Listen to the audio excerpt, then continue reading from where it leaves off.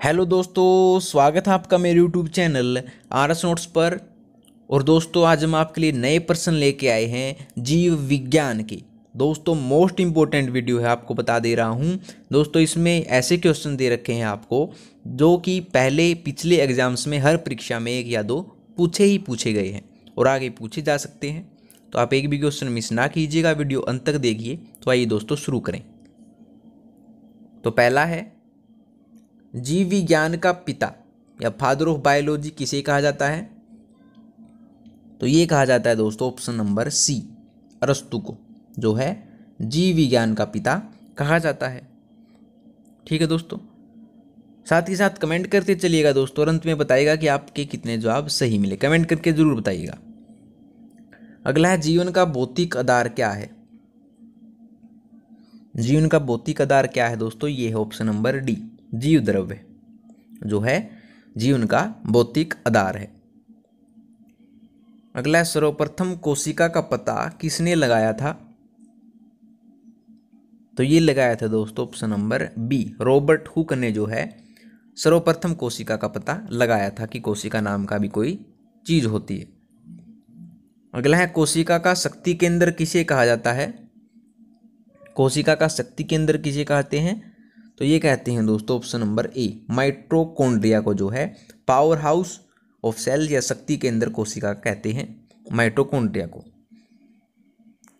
अगला है, निम्न में कौन सी रचना पादप कोशिका को जंतु कोशिका से विभेदित करती है? कौन सी रचना है? तो ये है दोस्तों ऑप्शन नंबर डी, ये सभी यानी कोशिका भित्ति, पर्णहरित और सेंट्रियोल जो है रचना पादप कोशिका को जंतु कोशिका से विभेदित करती है। ऑप्शन नंबर डी इसका आंसर हो जाएगा। अगला है, निम्न में से किस कोशिकांग को आत्महत्या की थैली कहा जाता है? सुसाइडल बैग जिसे कहा जाता है इंग्लिश में, किसे कहते हैं? ये कहते हैं दोस्तों option number B, option number A को जो है राइबोसोम को, option number B sorry lysosome को जो है आत्महत्या की थैली कहा जाता है दोस्तों। किसको कहा जाता है? लाइसोसोम को। ठीक है। अगला है दोस्तों, डीएनए की द्विगुणित कुंडली डबल हेलिक्स मॉडल का पता किसने लगाया? तो ये लगाया था दोस्तों ऑप्शन नंबर ए, प्रोटीन संश्लेषण वाटसन एवं क्रिक ने जो है द्विगुणित कुंडली का पता लगाया था दोस्तों, याद रखिएगा। ठीक है दोस्तों। अगला है, डीएनए का प्रमुख कार्य क्या है? डीएनए का प्रमुख कार्य क्या है दोस्तों? ये है ऑप्शन नंबर डी, आनुवंशिक क्रियाओं का संचालन जो है डीएनए का प्रमुख कार्य है दोस्तों, याद रखिएगा। अगला क्वेश्चन देखिए, आरएनए पाया जाता है, आरएनए कहाँ पाया जाता है?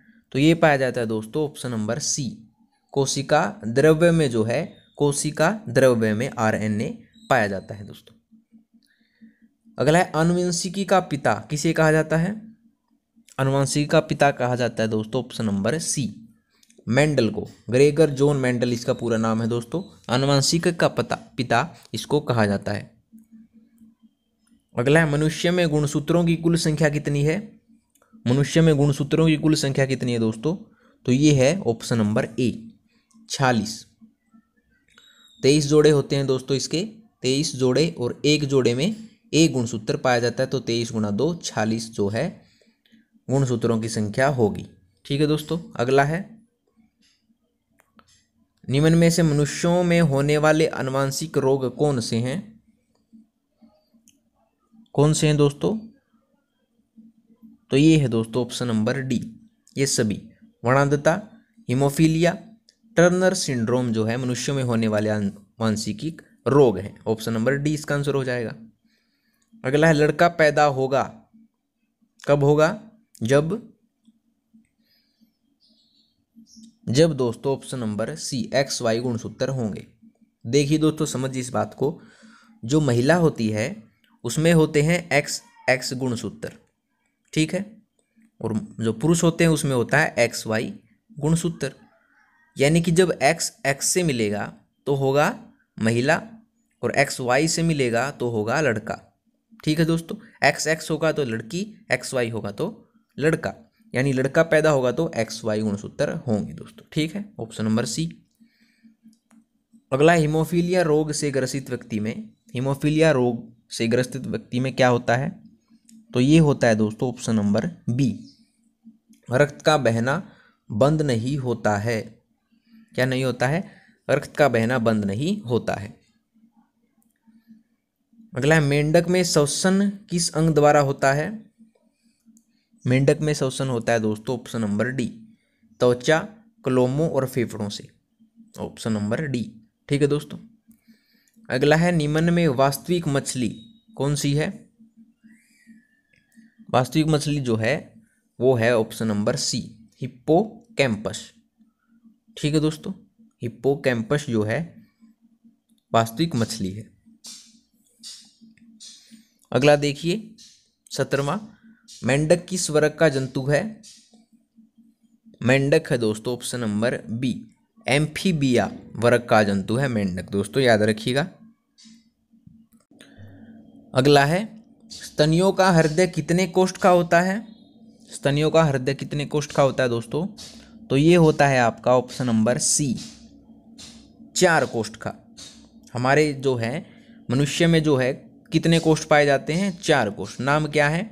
बाया अलिंद, दाया अलिंद, बाया निलय और दाया निलय। ये हृदय में 4 कोष्ठ पाए जाते हैं दोस्तों। अगला, स्तनधारी वर्ग में रक्त का सबसे अधिकतम तापमान किस जंतु में पाया जाता है? तो ये पाया जाता है दोस्तों ऑप्शन नंबर बी, बकरी में। अधिक तापमान किस में पाया जाता है? बकरी में। अगला है, मछलियां किस अंग से सांस लेती हैं? मछलियां किस अंग से सांस लेती हैं दोस्तों? तो ये लेती हैं ऑप्शन नंबर सी, गिल से। गिल से जो है मछलियां सांस लेती हैं। अगला, सबसे बड़ा स्तनधारी जीव कौन सा है? कौन सा है दोस्तों? ये है option number D, blue whale जो है सबसे बड़ा स्तनधारी जीव है। अगला है, विश्व का सबसे छोटा पक्षी कौन सा है? विश्व का सबसे छोटा पक्षी है दोस्तों hummingbird, option number C. ठीक है। अगला, कशेरुक जंतु के शरीर का सर्वाधिक कठोर भाग कौन सा होता है? जो कशेरुक जंतु होता है उसके शरीर का सबसे सर्वाधिक कठोर भाग होता है दोस्तों ऑप्शन नंबर ए, इनेमल। जो दांतों में होता है दोस्तों उसे इनेमल कहा जाता है। ठीक है। अगला है, हवेल में श्वसन किस अंग में होता है? हवेल में श्वसन जो है किस अंग में होता है दोस्तों? तो ये होता है दोस्तों ऑप्शन नंबर सी, फेफड़ों में। ठीक है। अगला है, आधुनिक मानव को जंतुओं के किस वर्ग में रखा गया है?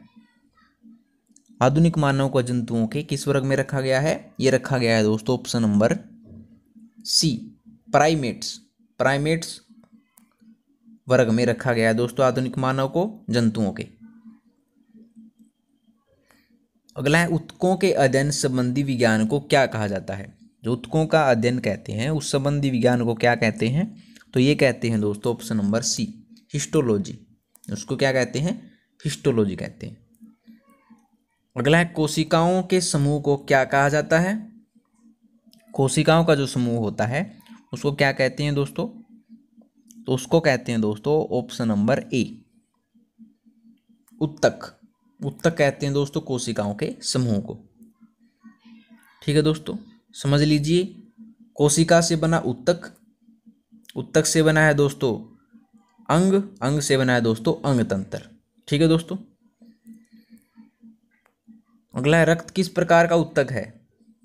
रक्त किस प्रकार का ऊतक है दोस्तों? तो ये है दोस्तों ऑप्शन नंबर बी, संयोजिक ऊतक। मोस्ट इंपोर्टेंट क्वेश्चन है, संयोजिक ऊतक। ऊतक जो है रक्त उस प्रकार का ऊतक है। अगला है, अरेखित पेशी ऊतक कहाँ पाए जाते हैं? अरेखित पेशी ऊतक कहाँ पाए जाते हैं? तो ये पाए जाते हैं ऑप्शन नंबर बी, अमाशय में। ठीक है दोस्तों। अगला है, निम्न में संयोजी ऊतक के उदाहरण कौन सा है? निम्न में संयोजी ऊतक का उदाहरण कौन सा है दोस्तों? तो ये है दोस्तों ऑप्शन नंबर डी, ये सभी लिम्फ, हड्डियां और प्रोटीन जो है निम्न में संयोजी ऊतक के उदाहरण है दोस्तों, याद रखिएगा। ठीक है दोस्तों, अगला क्वेश्चन है 31वां, संकुचनशील ऊतक के नाम से जाना जाता है। संकुचनशील ऊतक के नाम से किसे जाना जाता है? तो ये जाना जाता है दोस्तों ऑप्शन नंबर डी, पेशी ऊतक को। पेशी ऊतक को जो है संकुचनशील ऊतक के नाम से जाना जाता है। ठीक है, अगला है चेतना ऊतक किस प्रकार के ऊतक को कहते हैं? चेतना ऊतक, तो ये कहते हैं दोस्तों तंत्रिका को। तंत्रिका ऊतक को जो है चेतना ऊतक भी कहते हैं। अगला हीमोग्लोबिन पाया जाता है। हीमोग्लोबिन पाया जाता है किसमें? ये पाया जाता है दोस्तों ऑप्शन नंबर बी, लाल रक्त कण में ये हीमोग्लोबिन पाया जाता है दोस्तों। ठीक है, अगला 33वां क्वेश्चन, 34वां क्वेश्चन, निम्न में से किस ग्रंथि को मास्टर ग्रंथि कहा जाता है? मास्टर ग्रंथि किसे कहते हैं? तो ये कहते हैं दोस्तों option number C, pituitary gland. Pituitary जो ग्रंथि होती है उसको मास्टर ग्रंथि के नाम से भी जाना जाता है।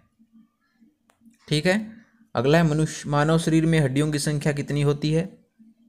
मानव शरीर में हड्डियों की संख्या होती है दोस्तों ऑप्शन नंबर बी, 206। ठीक है, अगला है भोजन में उपस्थित शर्करा को माल्टोज में बदलता है। कौन बदलता है भोजन में उपस्थित शर्करे को माल्टोज में?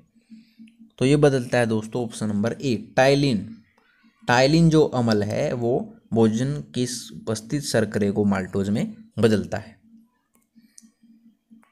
अगला है भोजन का अवशोषण शरीर के किस अंग में होता है?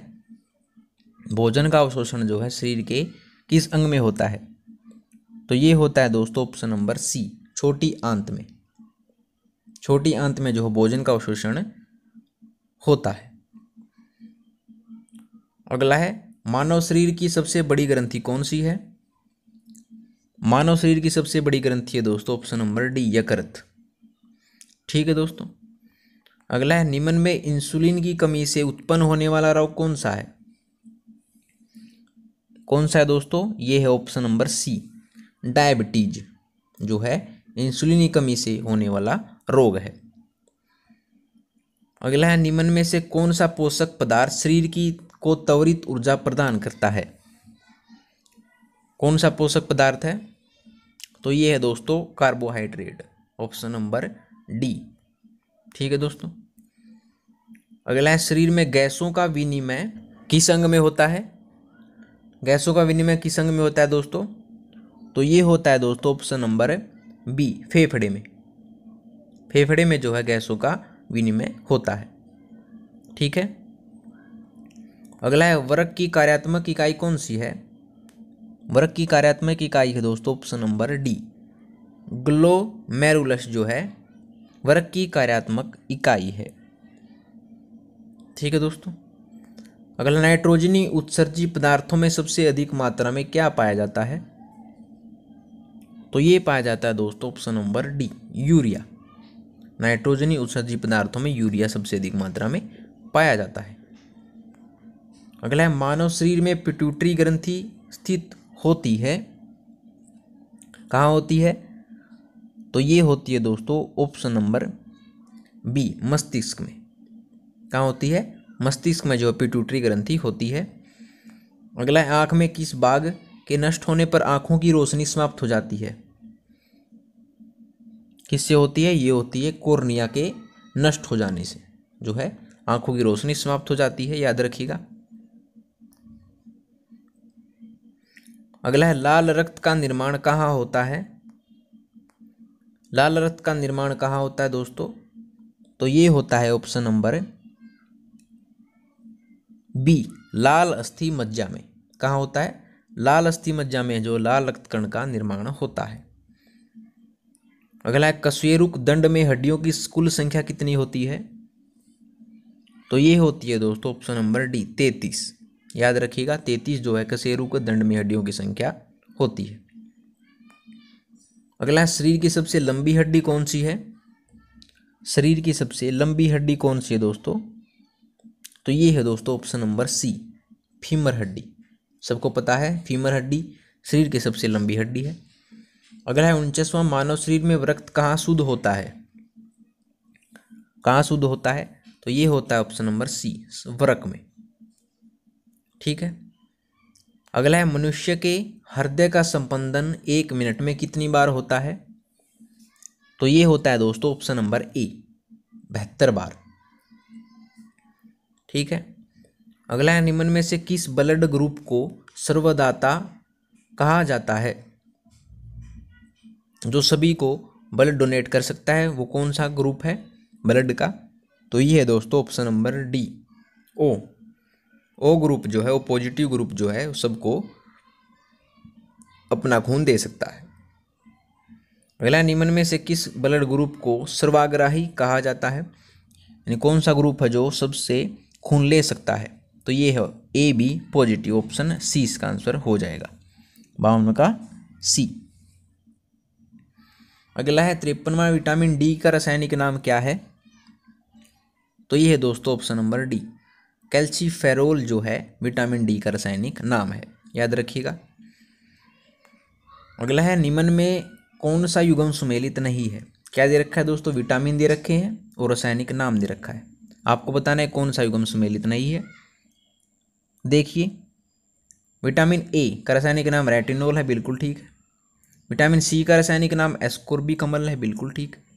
विटामिन बी का रासायनिक नाम थाइमिन है, बिल्कुल ठीक। लेकिन विटामिन के का रासायनिक नाम टोकोफेरोल नहीं है दोस्तों, याद रखिएगा। ये सुमेलित कौन सा नहीं हुआ? ऑप्शन डी इसका आंसर हो जाएगा।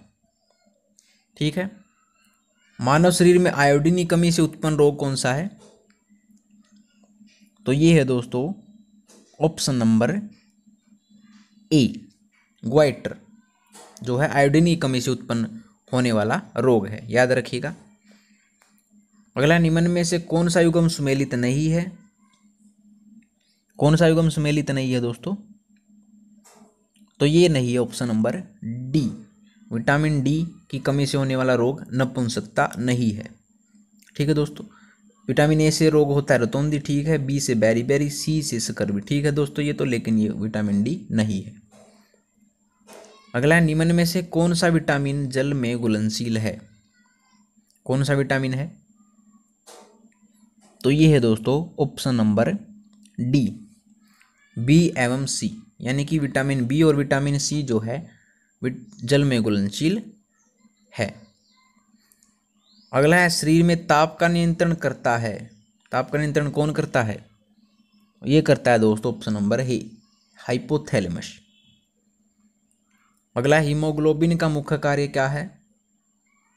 हीमोग्लोबिन का मुख्य कार्य क्या है दोस्तों? ये है ऑप्शन नंबर ए, ऑक्सीजन का वहन। ठीक है। अगला, हीमोग्लोबिन का महत्वपूर्ण घटक क्या है? तो ये है दोस्तों ऑप्शन नंबर बी, लोहा हीमोग्लोबिन का महत्वपूर्ण घटक है। अगला, निम्न में कौन सा विटामिन सूर्य की रोशनी में बनता है? कौन सा विटामिन है? तो ये है दोस्तों option number C, vitamin D. ठीक है दोस्तों। अगला देखिए, मनुष्य द्वारा सांस में ली जाती है, क्या ली जाती है? ये ली जाती है ऑक्सीजन, ऑप्शन ए सबको पता ही है दोस्तों ये तो। अगला, वयस्क मानव में दांतों की कुल संख्या कितनी होती है? तो ये होती है दोस्तों ऑप्शन सी, 32, सबको पता है 32 दांत। अगला, वायरस से फैलने वाला रोग कौन सा है? वायरस से फैलने वाला रोग है दोस्तों ऑप्शन नंबर डी, ये सभी, एड्स, चेचक, खसरा, ये वायरस से फैलने वाले रोग हैं दोस्तों। ठीक है। अगला है, मलेरिया रोग किस परजीवी के संक्रमण से होता है? तो ये होता है दोस्तों ऑप्शन नंबर ए, प्लाज्मोडियम से। अगला है, मलेरिया रोग की परजीवी का वाहक क्या है? तो ये है दोस्तों ऑप्शन नंबर ए, मादा एनाफ्लीज मच्छर। अगला है, निम्न में कौन सा रोग प्रदूषित जल के सेवन से होता है? तो ये होता है दोस्तों ऑप्शन नंबर डी, हैजा, दूषित जल से होता है हैजा। अगला है, डायलिसिस का प्रयोग किस रोग के इलाज के लिए किया जाता है? तो ये किया जाता है ऑप्शन नंबर सी, किडनी गुर्दे के इलाज के लिए डायलिसिस का प्रयोग किया जाता है दोस्तों। बच्चों में बीसीजी का टीका किस रोग के प्रतिरक्षण हेतु लगाया जाता है? बीसीजी का टीका कब लगाया जाता है? ये लगाया जाता है ऑप्शन नंबर बी, टीबी जब हो जाए तो बीसीजी का टीका लगाया जाता है दोस्तों, याद रखिएगा। अगला देखिए, जीवाणु द्वारा होने वाले रोगों को चुनिए। जीवाणु द्वारा होने वाले रोग कौन कौन से हैं?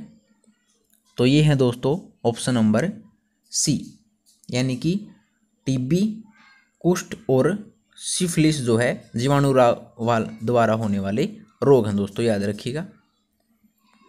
अगला है, मच्छर द्वारा फैलने वाला रोग कौन सा है? मच्छर द्वारा फैलने वाला रोग कौन सा है दोस्तों? ये है ऑप्शन नंबर डी, यानी मलेरिया, डेंगू ज्वर और पीत ज्वर जो है मच्छर द्वारा फैलने वाले रोग हैं दोस्तों। अगला, घरेलू मक्खी द्वारा फैलने वाला रोगों को चुनिए। जो घरेलू मक्खी होती है उसके द्वारा फैलने वाले रोग कौन कौन से हैं? तो ये है दोस्तों हैजा, अतिसार और प्लेग जो है घरेलू मक्खी द्वारा फैलने वाले रोग हैं। कौन सा ऑप्शन होगा? 1 2 3, 1 2 3 है दोस्तों, ऑप्शन नंबर बी। अगला है, निम्न में से कौन जंतु प्लेग बीमारी को फैलाने में सहायक है? तो ये है दोस्तों ऑप्शन नंबर ए, चूहा। अगला है, विषाणु की खोज किसने की? विषाणु की खोज की थी दोस्तों ऑप्शन नंबर ए, इवोनवस्की ने विषाणु की खोज की थी।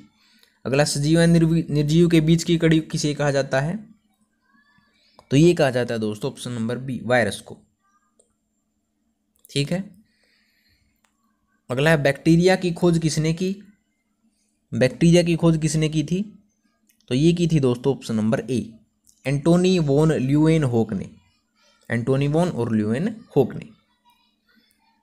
अगला है, रेबीज के टीके की खोज किसने की? रेबीज के टीके की खोज किसने की थी? ये की थी दोस्तों option number D, Louis Pasteur ने। ठीक है दोस्तों।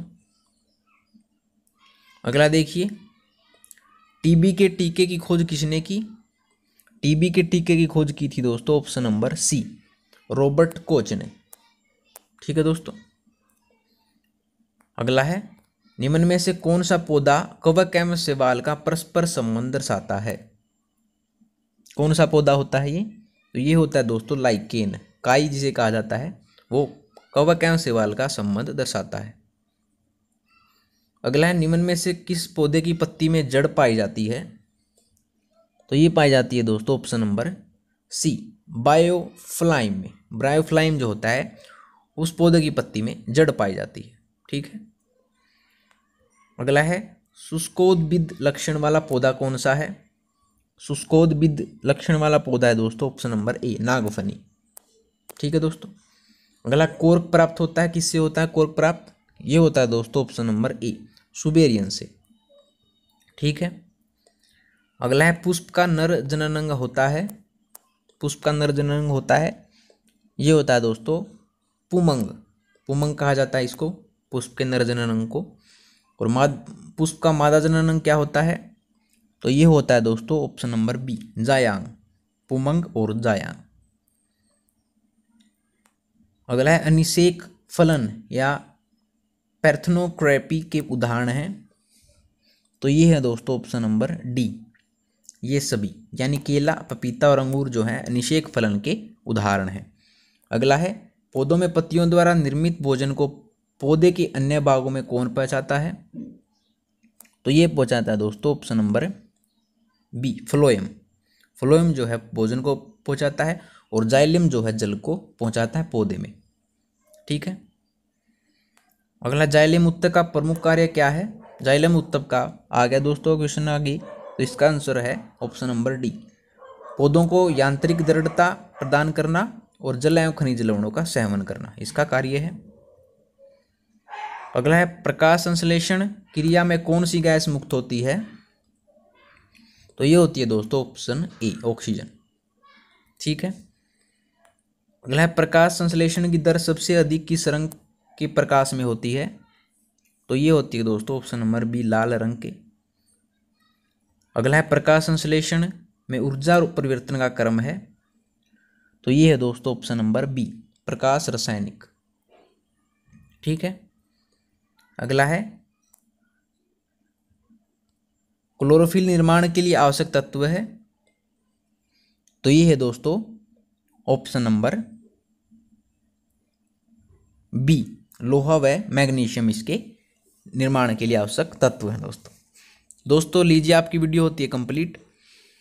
अगर आपको जीव विज्ञान के जो क्वेश्चन हमने कराए हैं, अगर आपको ये वीडियो अच्छी लगी हो तो वीडियो को लाइक शेयर और कमेंट करके जरूर बताइएगा और आरएस नोट्स चैनल को सब्सक्राइब कर लीजिएगा। तो दोस्तों मिलते हैं आपसे अगली वीडियो में नए रोचक तथ्यों के साथ, तब तक के लिए धन्यवाद दोस्तों।